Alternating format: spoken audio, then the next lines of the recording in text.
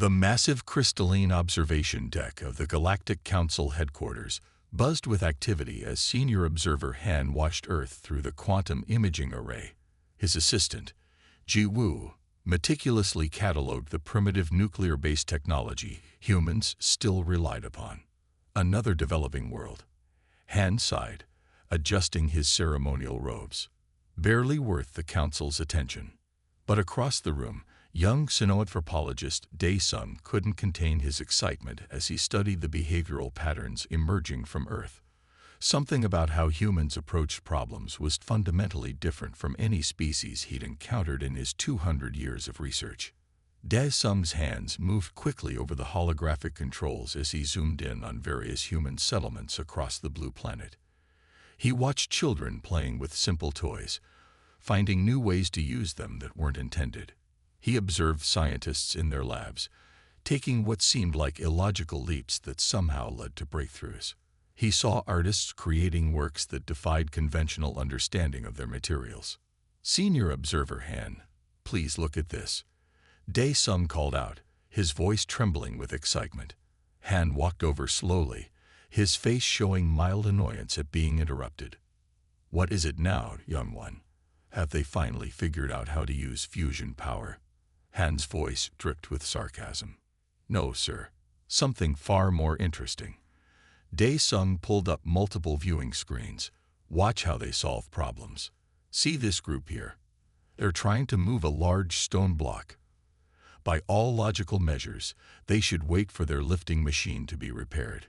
Instead, they're using round logs as rollers, with techniques that date back thousands of their years. Han frowned. That's hardly impressive. It's primitive. But that's just it, sir.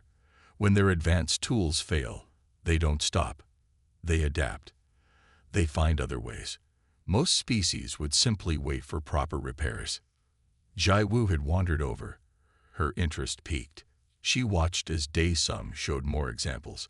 Humans using simple tools in creative ways, combining old and new technologies, and finding solutions that seemed to break all conventional rules of progress. Look at their information network, Dae-sung continued. It's crude, yes, but they use it in ways we never considered. They share knowledge freely across all their cultures. They debate, argue, and somehow through this chaos, they make unexpected discoveries. Han was about to dismiss these observations when something caught his eye. A group of human children were building a structure with simple wooden blocks. When it fell, instead of following the same pattern again, they tried new approaches each time. They learned from failure, Ji Wu whispered, her eyes wide.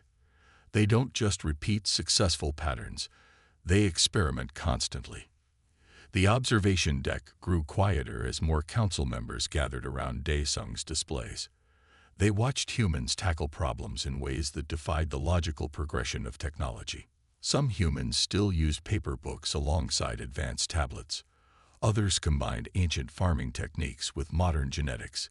It was messy, inefficient, and somehow effective. Their minds are like quantum particles, Dae-sung explained. They exist in multiple states at once.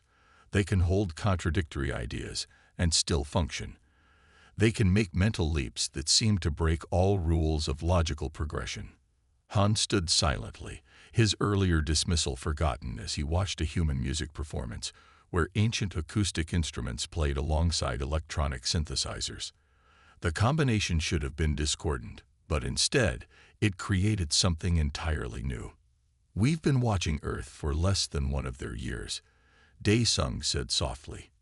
In that time, I've seen them solve problems in ways that our species took centuries to figure out. Not because they're more advanced, but because they think differently. Ji Wu was now fully engrossed in studying human educational systems. They teach their young to question everything, she said. In our schools, we teach the right answers. They teach their children to ask why those answers are right. The observation deck was now packed with council members, all watching the various displays of human activity. What had started as a routine observation of a developing world had turned into something more significant. Han finally spoke, his voice thoughtful. Perhaps Perhaps we need to revise our classification parameters. These humans, they're not just another developing species, are they? Dae-sung shook his head. No, sir. I believe we're watching the evolution of something we've never seen before, a species that doesn't follow the normal paths of development. They take wrong turns, make mistakes, and somehow turn those very mistakes into new opportunities.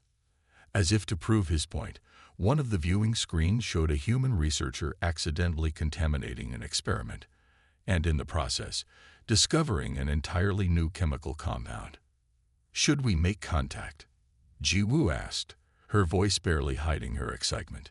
Han looked at the eager faces around him, then back at the screens showing the bustling activity of Earth. These humans, with their chaos and creativity, their illogical approaches and surprising successes, had managed to do something incredibly rare. They had made the Galactic Council curious. No, Han said finally. Not yet. First, we need to understand them better. Because if Dae-sung is right, we might have just discovered something far more valuable than another developing world. We might have found a species that can teach us new ways to think. The observation deck buzzed with excited conversation as more council members shared their own observations of human behavior. For the first time in centuries, the Galactic Council had found something truly new in the universe, not advanced technology or powerful weapons, but a completely different way of approaching existence itself. And deep in his hearts, Han knew that the galaxy would never be quite the same once these creative, chaotic, brilliant humans joined the galactic community. Council member Sunma stood before the assembly, her voice clear and commanding. We must evaluate these humans properly, implement the standard intelligence assessment. The testing facility on Luna Base hummed as hundreds of human volunteers worked through problems that had challenged the greatest minds of other civilizations. Chief Examiner Tae-ho was puzzled. Their solutions were messy, inefficient, and completely brilliant. They're not following any established problem-solving paradigm, he reported to Sunma. They're creating entirely new ones. The testing chamber was unlike anything the human volunteers had ever seen. Walls of shifting light created perfect isolation booths, while neural monitors floated silently above each participant's head. The humans had been told they were part of a cultural exchange program. In reality, they were being subjected to the most comprehensive intelligence evaluation in the galaxy. Tae-ho watched in fascination as a young artist named Maria approached a spatial reasoning puzzle that had stumped the brightest minds of the Centaurian Empire. Instead of using the provided tools, she began humming and arranging the pieces in what appeared to be a random pattern. 20 minutes later, she had not only solved it, but had discovered 3 alternative solutions. This is impossible, muttered Assistant Examiner Jinho, reviewing the results. She didn't even use the standard mathematical approach. In another booth, a truck driver named Robert was tackling a quantum mechanics problem.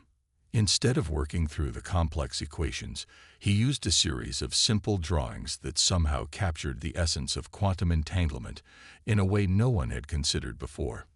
Sun Mai arrived at the facility as the first day of testing was concluding.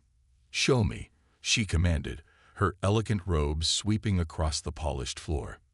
Tae-ho led her to the results chamber, where 3-dimensional displays showed the various solutions humans had devised.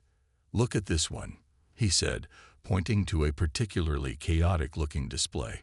This was meant to test their understanding of complex systems. The accepted solution requires careful balance and precise calculations. And what did they do instead? Sunma asked, her eyes narrowing. They introduced controlled chaos into the system.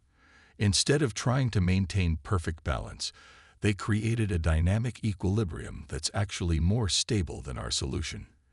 It's like they're comfortable with disorder in a way our species never could be. Throughout the chamber, similar stories were unfolding. Humans were solving ancient logic puzzles by approaching them from completely unexpected angles. They were tackling engineering challenges with solutions that seemed to break fundamental rules, yet somehow worked. "Here's the most fascinating part," Tae-ho said, pulling up another display. When we ask them to explain their solutions, they often can't. They use terms like intuition and gut feeling. They're making cognitive leaps that our most advanced AI systems can't follow. Sun Mai watched as a teenager solved a complex ethical dilemma by simply refusing to accept the premises of the problem. Instead of choosing between two difficult options, she had created a third path that no one had considered in the 1,000 years the problem had existed. Are they cheating? Sun Mai asked, though she already knew the answer. The isolation fields were perfect. There was no way to communicate or access external information. No, Taiho replied. They're just different. Their minds work in ways we never imagined possible. They make connections that seem random but lead to brilliant insights. They embrace uncertainty instead of fearing it. As if to prove his point, a loud cheer erupted from one of the testing booths. A retired teacher had just solved a mathematical proof that had resisted solution for centuries. Her method involved concepts from music theory, of all things. The strangest part, Jin Ho added, joining them, is that they seem to enjoy this. Most species find these tests stressful, but the humans, they're treating it like a game. Sun Mai walked slowly through the chamber, observing each testing booth carefully. She saw humans drawing pictures to solve equations, using jokes to understand complex social dynamics, and applying principles from one field to solve problems in completely different areas. What are their overall scores? She asked finally. Taiho hesitated. That's the problem. By our traditional metrics, they're actually scoring quite low. They're inefficient, their methods are inconsistent, and they spend too much time exploring unnecessary possibilities. But their results are revolutionary. Sun Mai stood silently for a long moment, watching as more humans arrived for the next testing session. They were chatting, laughing, seemingly unconcerned about the monumental challenges they were about to face.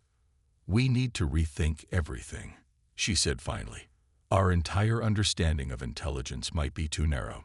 These humans, they're not just solving the problems. They're changing the nature of the problems themselves. As she spoke, another cheer went up from the testing area. Someone had just turned a quantum physics problem into a children's game, making it so simple that even non-scientists could understand it. Continue the tests, Sun Mai commanded, but modify our evaluation criteria. I want to understand not just what they're doing, but how they're thinking. The council needs to know exactly what we're dealing with here.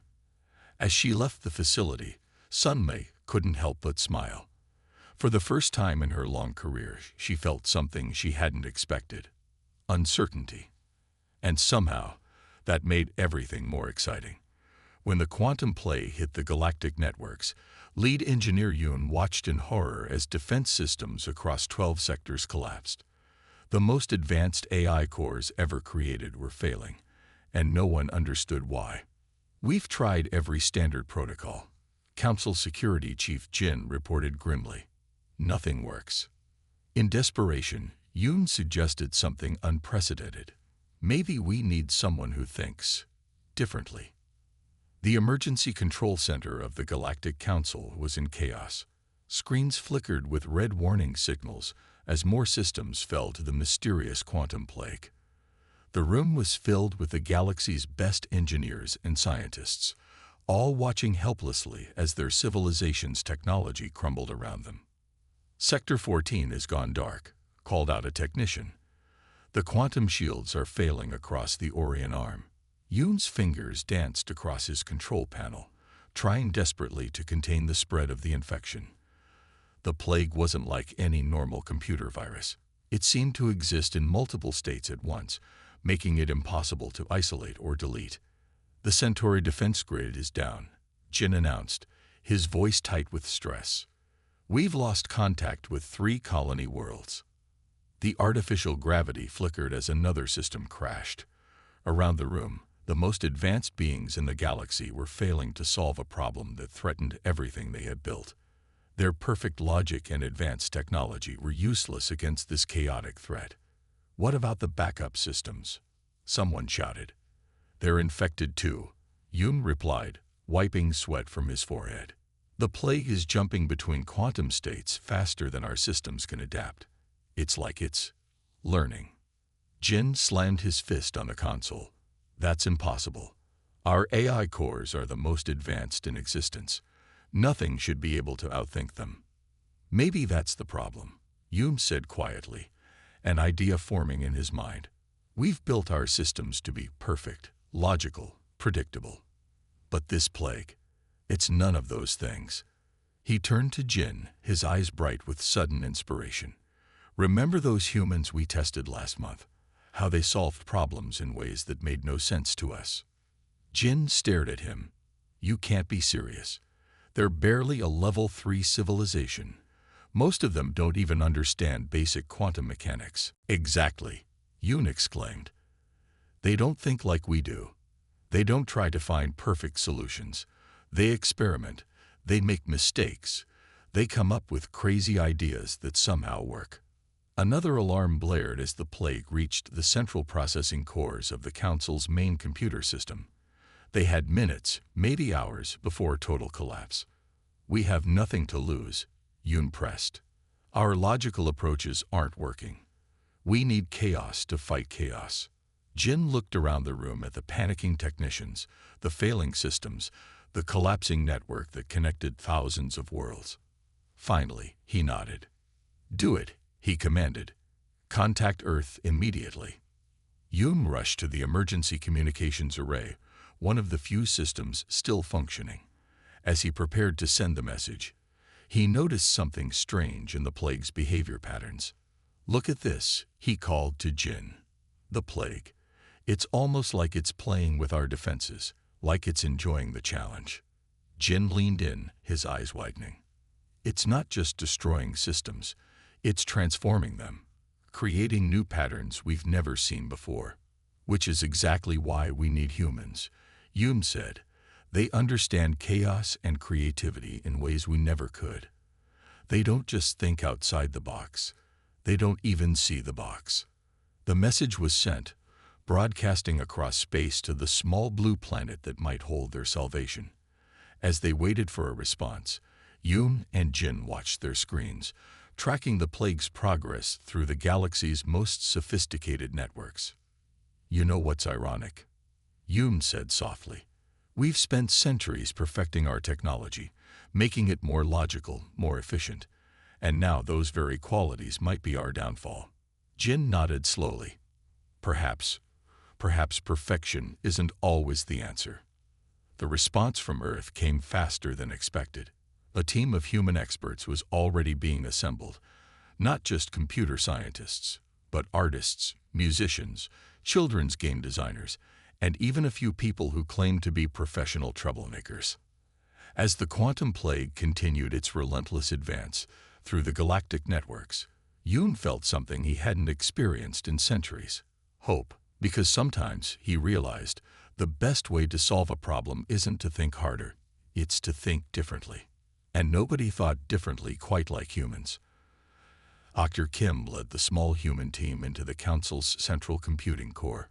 Her colleagues, Dr. Park and Engineer Lee, carried simple tablets, primitive by galactic standards, but freed from quantum infection. Your approach is impossible, protested senior technician men. You can't solve a quantum-level problem with binary computing. Kim smiled. Watch us. The central computing core was a massive chamber filled with crystalline structures that pulsed with quantum energy. The air itself seemed to shimmer with calculations happening at speeds beyond human comprehension. But now, those perfect systems were being eaten away by the plague, their light dimming section by section. This is like nothing we've ever seen before, Dr. Park said, studying the infection patterns on his tablet. It's beautiful in a terrifying sort of way.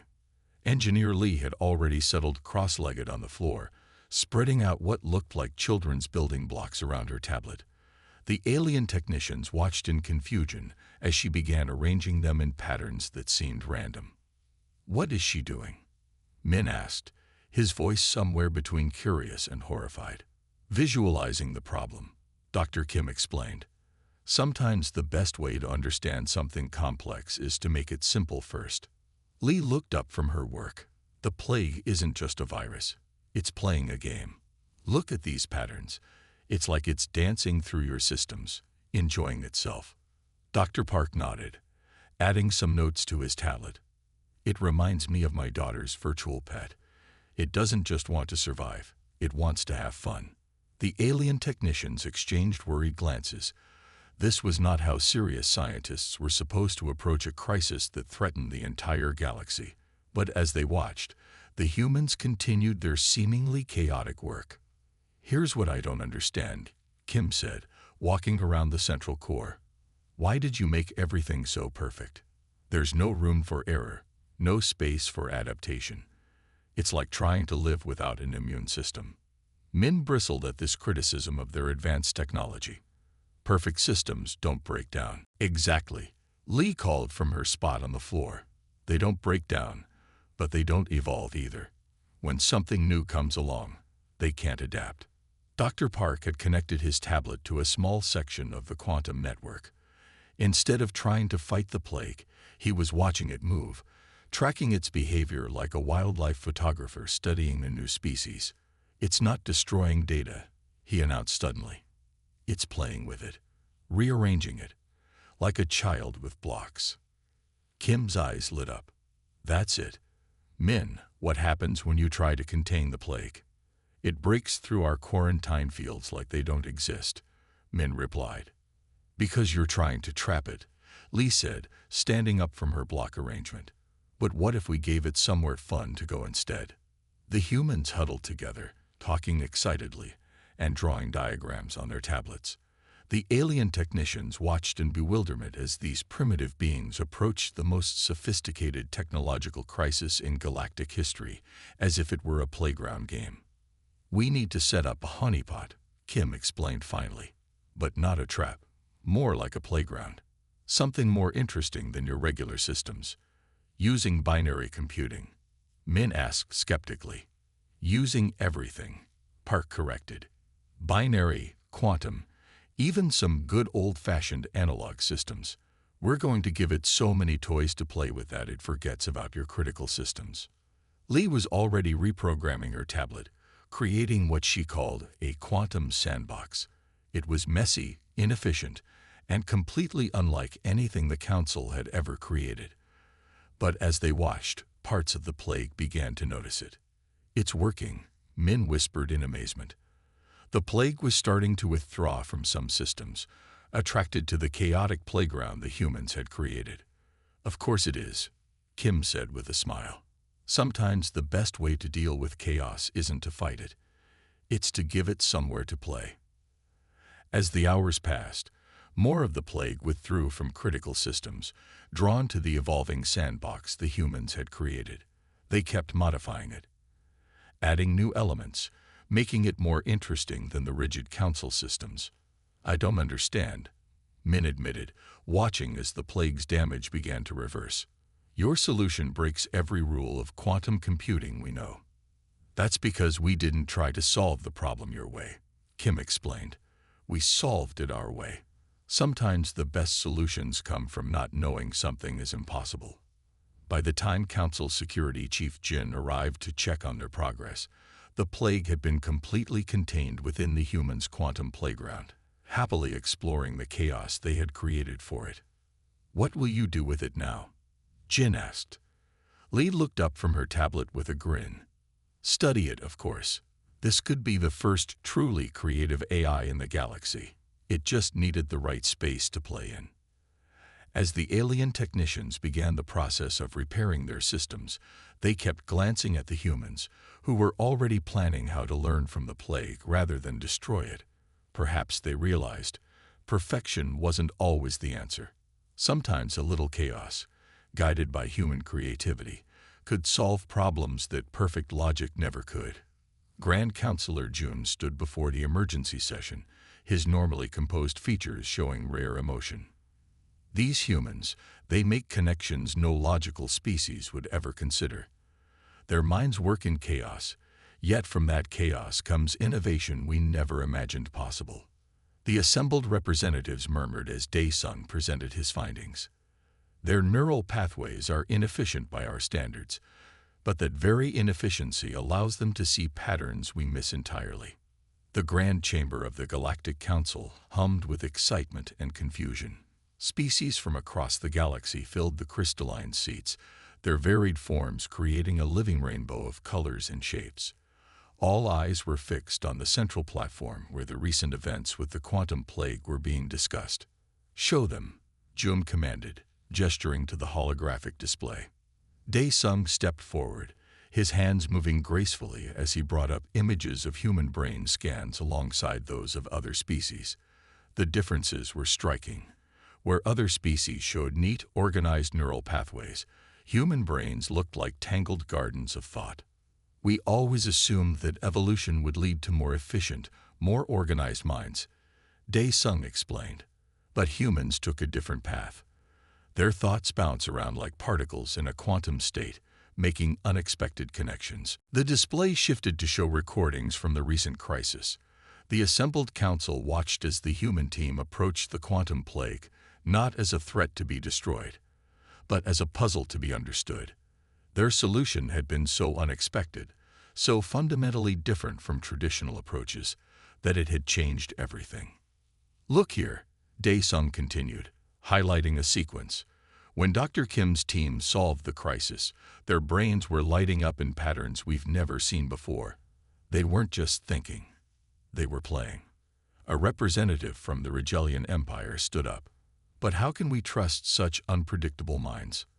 Their very nature seems chaotic." Jum stepped forward again. "That's exactly what makes them valuable. While we sought perfection, they embraced imperfection. While we built walls, they built bridges. Their chaos isn't a weakness. It's their greatest strength." The holographic display now showed scenes from Earth, children inventing new games, artists creating impossible works, scientists making breakthrough discoveries through what seemed like random chance. "Their entire civilization is built on this principle," Dae-sung explained. "They don't just accept new ideas, they actively seek them out. They deliberately expose themselves to different viewpoints, different ways of thinking.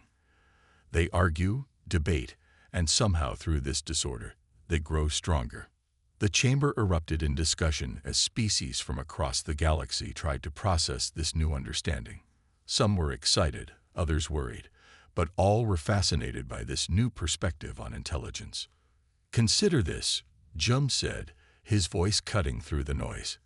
"In the past month alone, humans have solved 3 problems that our greatest minds considered impossible, not through superior technology or advanced logic, but through what they call thinking outside the box, a concept so foreign to us that we don't even have words for it in our languages." The display showed more examples.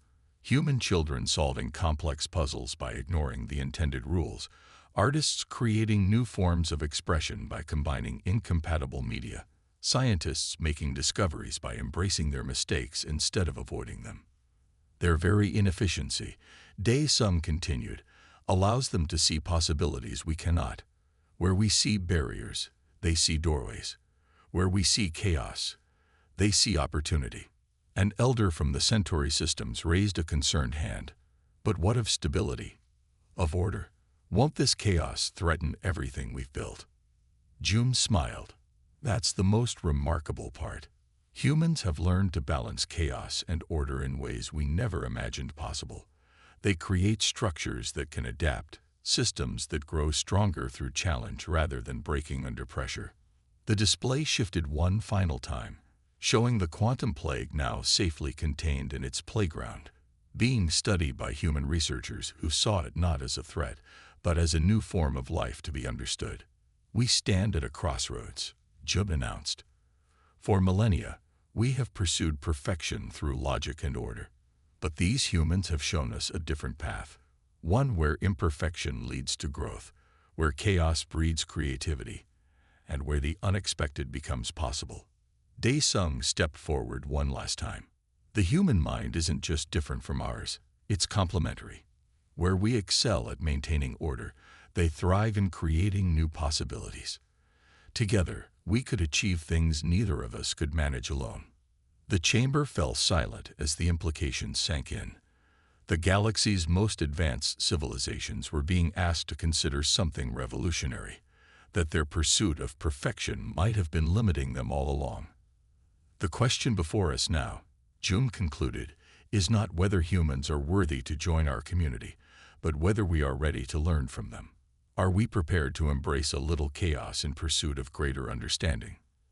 As the council began their deliberations, the holographic display continued to show scenes from Earth, a species that had turned their greatest weakness into their greatest strength, and in doing so, had changed the galaxy's understanding of intelligence itself.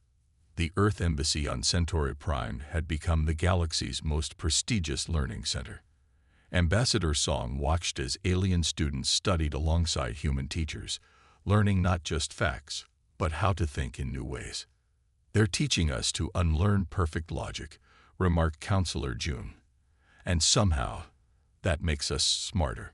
The innovation wave spreading from Earth was transforming everything from art to zero-point energy research. The Learning Center's main hall bustled with activity, its crystal walls reflecting the soft light of three suns. In one corner, a human art teacher guided a group of Regellian students through an exercise in abstract painting. The Regellians, known for their mathematical precision, were learning to embrace imperfection and random expression. "Don't think about the rules," the teacher encouraged them. "Feel the colors. Let your hand move naturally." Ambassador Song smiled as she watched one Regellian student suddenly break into a laugh of pure joy as their painting took an unexpected turn. These moments of discovery were becoming more common as species across the galaxy learned to let go of their rigid thinking patterns. In another section of the center, a group of human children played with alien students, teaching them Earth games like tag and hide and seek.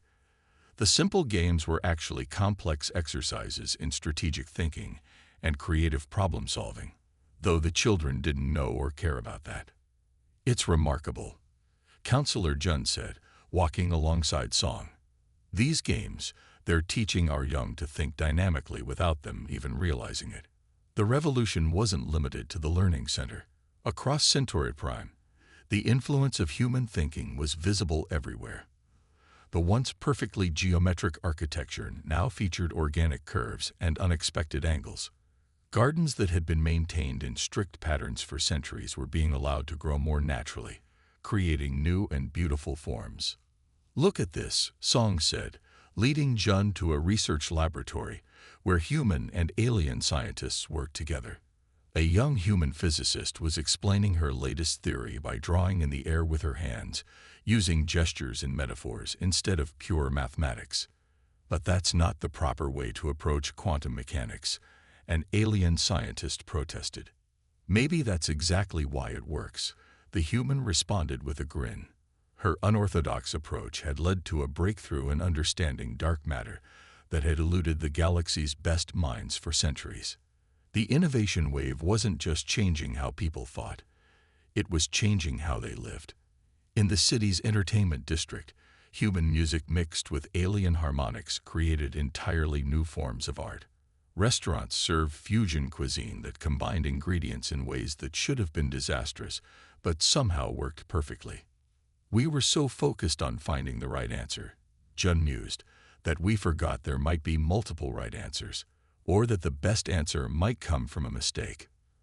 They passed a group of engineering students who were deliberately building imperfect machines, learning how small flaws could lead to unexpected advantages. In the medical wing, doctors were applying human intuition to complement their advanced scanning technology, leading to better diagnosis. "The most fascinating part," Song said, "is how this is spreading naturally.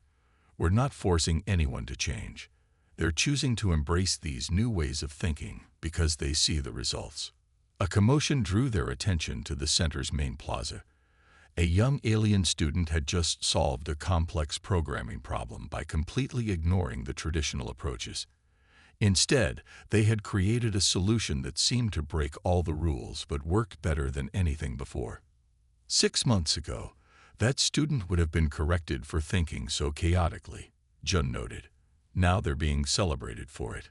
The Learning Center had become more than just a school. It was a symbol of a fundamental shift in galactic civilization. Species that had evolved towards perfect logic were learning the value of imperfection. Cultures that had prized order above all else were discovering the power of controlled chaos. We're not just teaching them human knowledge, Song explained to a group of visiting dignitaries.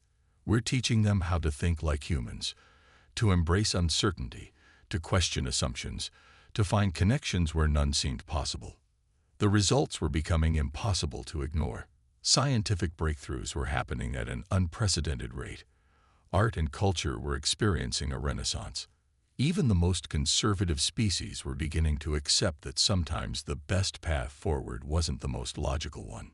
It's like we've been living in a black and white galaxy, Jun said, watching a sunset that seemed more beautiful now that they had learned to appreciate its imperfect patterns. And humans have shown us how to see in color. As night fell over Centauri Prime, the Learning Center continued to buzz with activity.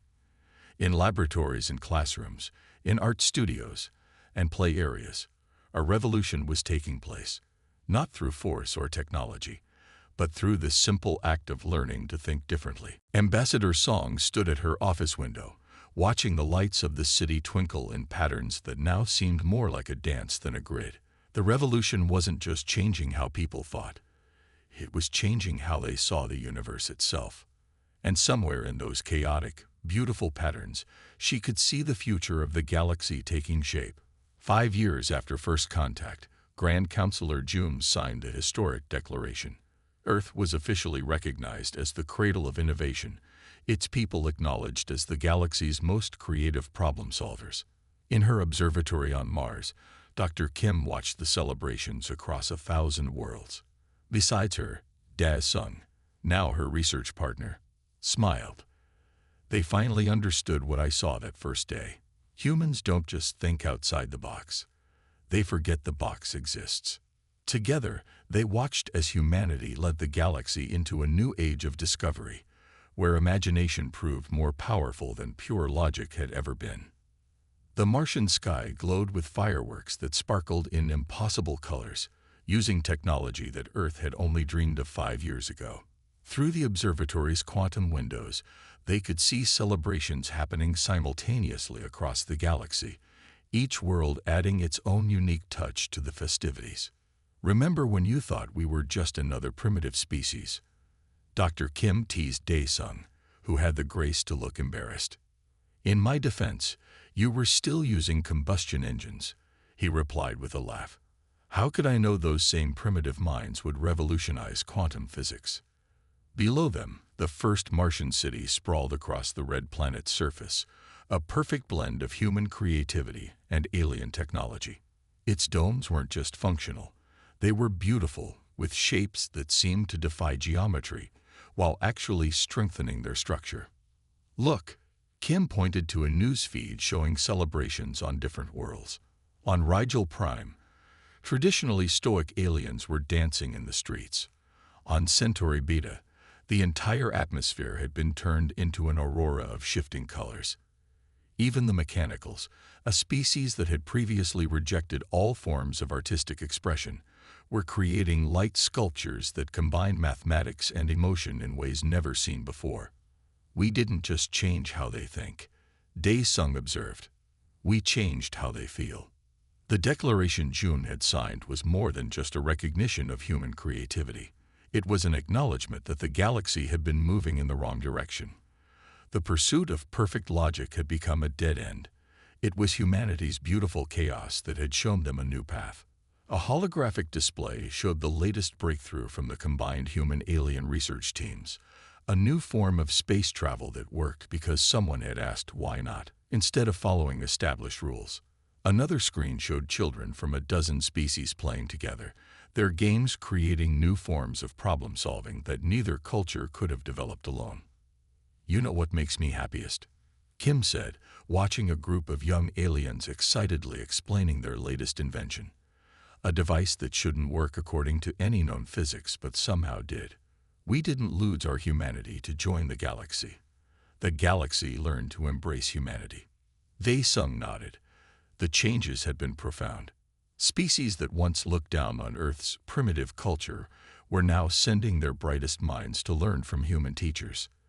The galaxy's most advanced civilizations had discovered that progress wasn't just about building better machines.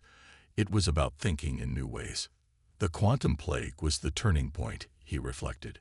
When your team solved it by treating it like a playful child instead of an enemy, it changed everything. It showed them that sometimes the best solution is the one that makes the least sense. Through another window, they could see Earth shining like a jewel in space. But it wasn't alone anymore. Ships of all shapes and sizes moved through the solar system, carrying visitors, traders, and students from across the galaxy, each bringing their own knowledge, each eager to learn Earth's most valuable export, creativity. What's next? Dae-sung asked, watching as a new star ignited in the distance, not a natural phenomenon, but a controlled fusion reaction created by a team of human artists working with alien scientists. Kim smiled, the same smile that had annoyed so many alien scientists when she had first proposed her impossible solutions. "That's the best part," she said. "We don't know, and not knowing, that's where all the best discoveries come from." As night fell on Mars, the celebrations continued across the galaxy. Species that had once prided themselves on their rigid logic were learning to dance. Civilizations that had stagnated in their pursuit of perfection were discovering the joy of imperfection. And everywhere, in laboratories and classrooms, in art studios and engineering bays, people were asking what if, instead of what is. The new era hadn't just changed the galaxy, it had transformed it. And as Dr. Kim and Dae-sung watched the celebrations, they knew this was just the beginning. Because when imagination meets wisdom, when chaos dances with order, when the impossible becomes possible simply because someone forgot it was supposed to be impossible, that's when the real discoveries begin. The end.